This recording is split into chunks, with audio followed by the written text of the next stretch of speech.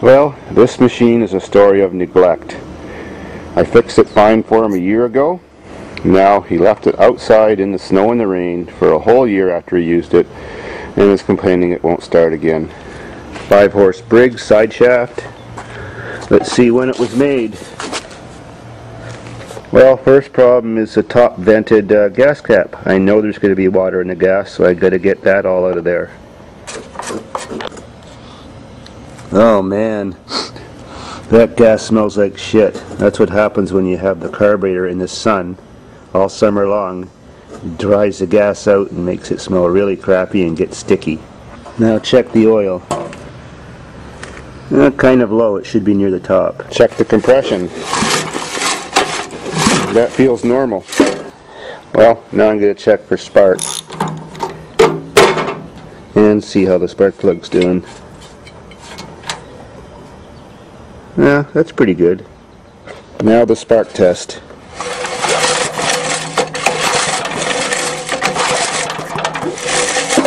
Nothing, and it is turned on. So, this is an older model. Before 1982, all Briggs & Stratton engines had point and condenser ignition, so now I'm going to take the flywheel off and fix the points.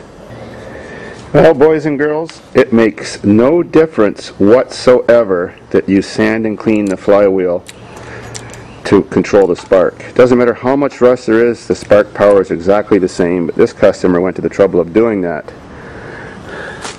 All that matters is your gap between here and here is as close as possible. Your ratchet's moving freely and catching. The ground wire is not rubbing on the flywheel, shorting it out. That's what would kill the motor. Mice haven't chewed the spark plug wire. It's not clogged with dust or dirt. So now let's take this thing off. I'm about to wink my eye. Did you see that?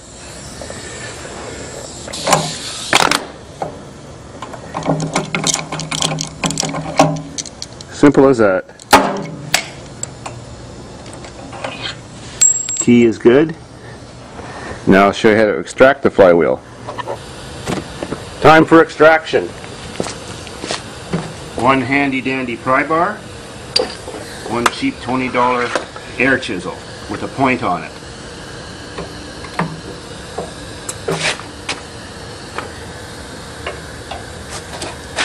Pry the flywheel and wink your eye.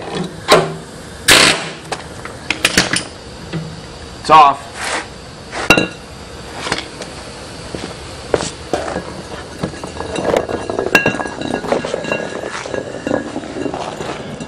So.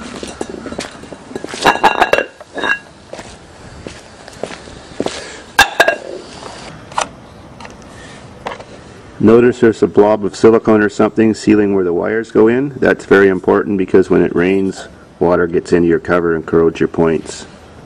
Now that that's all apart, check the point gap. It should be set at 20/1000 of an inch, and that looks correct. Rotate this to see that they're opening and closing and that the plunger's not stuck. Yeah, they're working. Now, 99% of the time, you don't have to change your points of condenser when it doesn't start with no spark.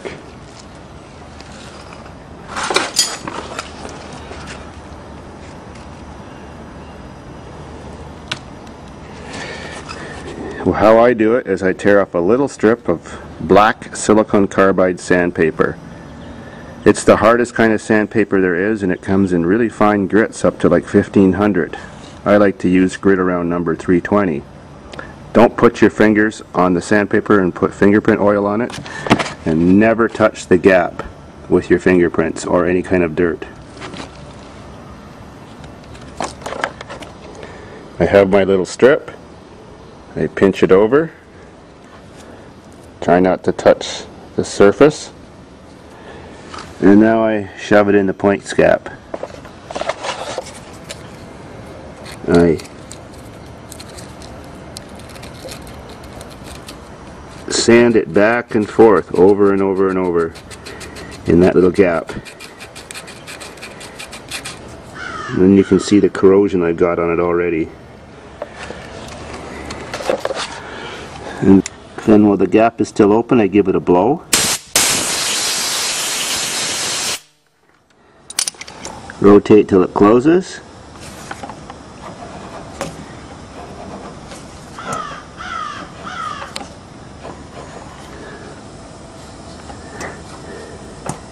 Points always close on a Briggs where the keyway lines up with this screw.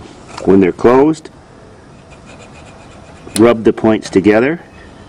I call that seating the surface of the points. Push down hard while you're doing that. Then rotate open. Blow one more time. Everything. Close again.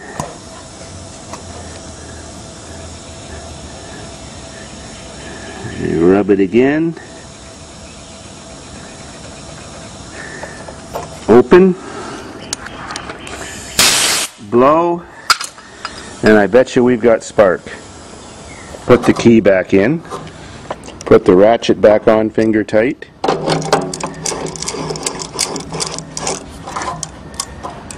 And rotate it till the magnets line up with the magneto. And then quickly rock this flywheel back and forth and check if we've got spark.